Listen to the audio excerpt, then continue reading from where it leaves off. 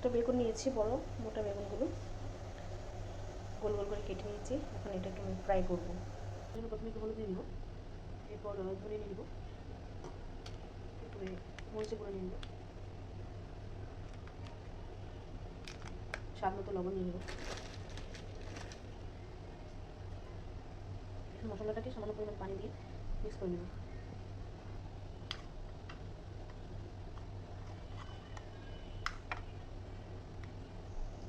পানি দিয়ে আমি মশলাটাকে ভালো করে মিক্স করে নিয়েছি।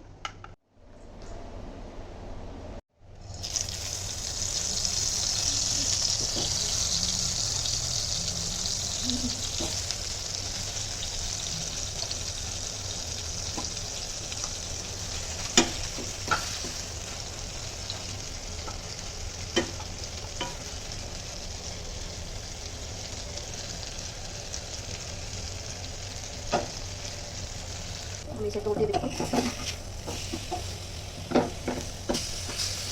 বুঝতে পারছেন যে একটা হয়ে গেছে। নিয়েছি ভালো হবে।